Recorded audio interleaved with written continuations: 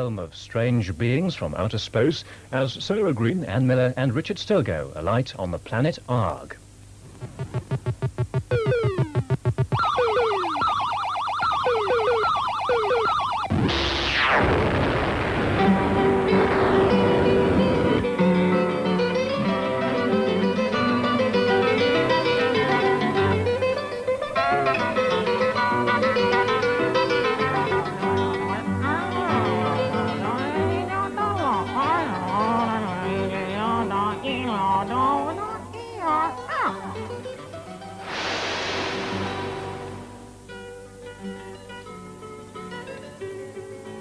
Hello. This is the ARG, Pan-Galactic Casting Corporation. And welcome planet Earth to this our first hyperphone-in to your world. Starflight is just entering ARG gravity. Now, at this very moment, across the eons of interstellar space, hurtles towards ARG a fragile spacecraft bearing their team of fragile explorers. This is ARG Traffic Control, calling Earth Starflight 0 Victor. We have you on our screens, clear to 2000. The crew of this spacecraft coming towards ARG are, from Blue Peter, Sarah Green, from Red Hill, Anne Miller, and from near Gold Hair Crest, Richard Stilgoe. Straighten up, girl, straighten up. Straighten up. They twanged it. Well, I suppose I'd better go and meet them. You'll be a while. This means they have to go the long way round, through the Snapper's lair. Wednesday on BBC One. And due north of London, in Hertfordshire, virtually everyone, 98%, are killed. It's the same in the West Midlands, 96% dead. And on Tyneside, that's the forecast too. And if we go up to Scotland, in Strathclyde, 83% are predicted killed. And back down to Merseyside, the death toll jumps again to 97%. In fact, on just about every one of the scenarios that the scientists have looked at, Merseyside turns out to be the most dangerous place in Britain. On Merseyside, the Labour Council is one of 150 local authorities refusing to implement the government's new civil defence legislation. This requires them to make emergency plans in case of war.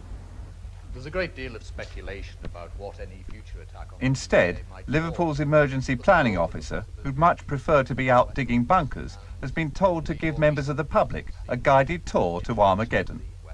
One of the potential targets, I suppose, certainly one of the targets which we are represented with, is the dock estate at Seaforth as a potential target. Mainly because people realise that it is going to be a port of reinforcement for the American forces in Europe. Merseyside's full of other possible targets, like Fiddler's Ferry Power Station at Runcorn. There's Burton Wood, the biggest military depot in Europe, and of course the city's 2 aerodromes. What had happened if they sent a cluster of bombs? It could destroy the whole of Merseyside, and then your communication centres and everything else would be useless. Indeed. If sufficient bombs were detonated over Merseyside, then one could trace an attack pattern that would leave very few people surviving, particularly under the present civil defence arrangements. With civil defence, there could be more survivors. My authority is saying that civil defence is futile and that there is no defence against nuclear weapons. This is high karate aftershave. If a man uses too much, he's asking for trouble, and usually finds it. Because just one whiff drives women wild. Makes men irresistible. Fortunately, every pack of high karate contains indispensable instruction on self-defense. High karate aftershave. Be careful how you use it. Now, the news headlines with Kenneth Kendall. Common market conditions.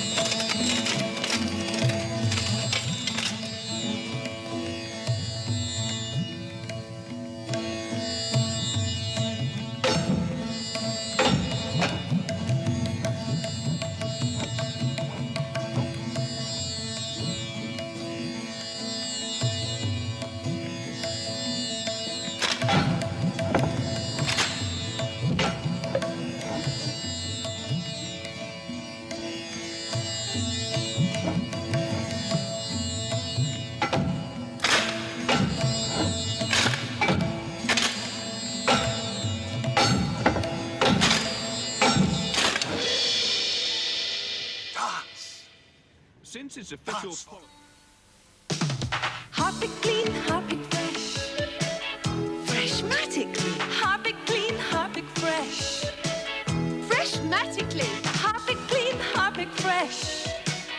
Freshmatic clean. It's clean and it's fresh. And it's only from Harpic. Harpic clean, Harpic fresh.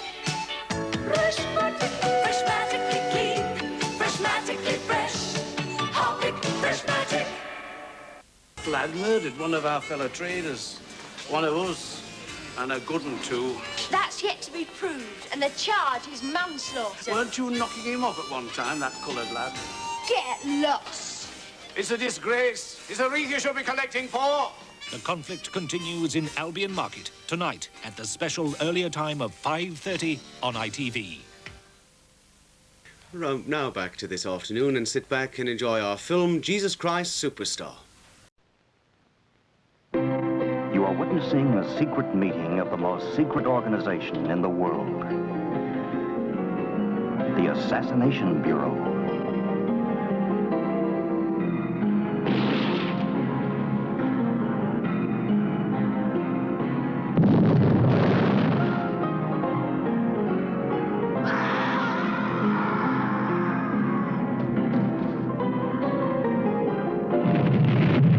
Our proper title is the Assassination Bureau. Limited. You admit you take human life for money. Money is life. Don't you agree? You're a monster. Oliver Reed, a monster? Impossible. Impetuous, perhaps.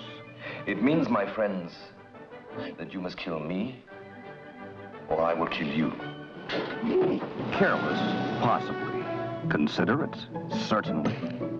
A tender lover, of course. Miss Winter, surrender. Why not? A master of diplomacy. Since our relationship became less formal, I observe a tendency on your part to nag. A nag? Diana Rigg? That Avengers adventuress? Surely there's never been a more delightfully unpredictable bundle of femininity. One moment the wide-eyed innocent. Surely this is a place of assignation. And the next? I want someone assassinated. Replace the lid.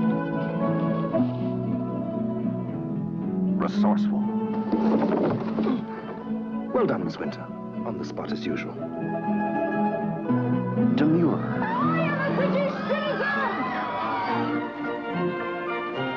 Calm in the face of danger.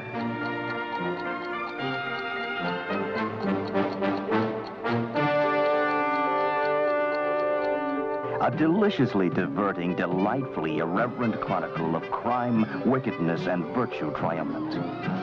Get your clothes off.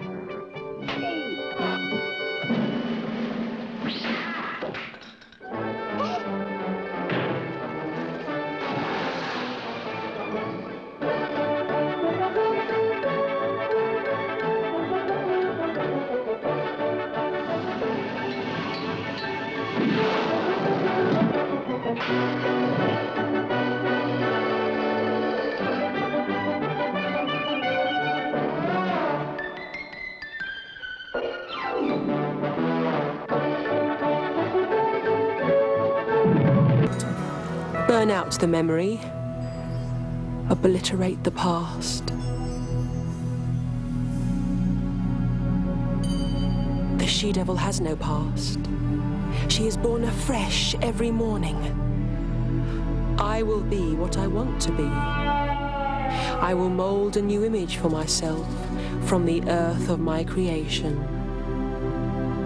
I will defy my maker and remake myself. In half an hour's time, we'll be descending the north face of the Eiger. That's after episode 4 of Seal Morning. Dr. Bernard Lacey is a Canadian scientist studying the wild geese, and Aunt Miriam, Rowena and he are soon firm friends. But Aunt Miriam is dismayed when Bernard announces the imminent arrival of his fiancée. You could find room for Sylvia in the cottage.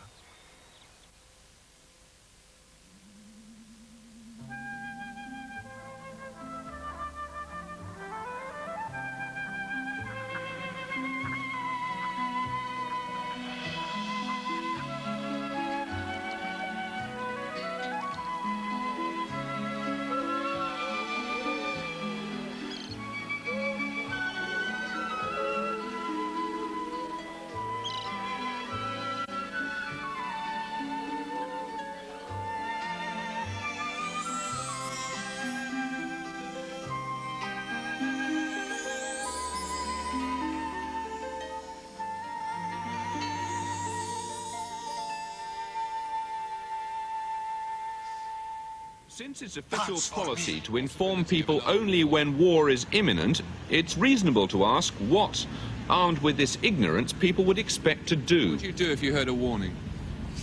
Run for it. Honestly, I don't know. I'd be totally unprepared. Would you know what to do if you heard siren sound? Get out of it. What would you do? If I was here, I'd go home and get my kids. And what would you do then? Drive out in the countryside somewhere. It's the time, isn't it? Going anywhere. You've had it, ain't you? Had it, ain't you? Would you take any preparations at all? What preparation you got? You've had it, ain't you? You've had it, ain't you? No good messing about, is it? You've had it, ain't you? No good mess crying over spilt milk, is it? Well, what could you do? They haven't built shelters for anybody, have they? You've seen what's happened with the nuclear bomb, haven't you? The way it scatters everything, you won't stand a chance. Or you wind up with a lump in your trousers.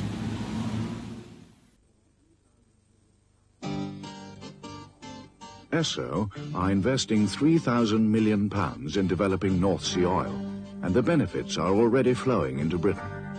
Through 300 miles of undersea pipelines, supplying much of Britain's oil and gas.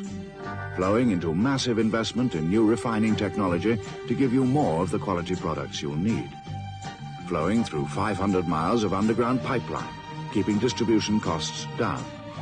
And North Sea revenues are flowing into Britain's treasury at the rate of £4 million a day. Esso are competitive, forward-looking, and we get things done, which is good for you, good for us, and good for the future of Britain. How would you go on for feeding?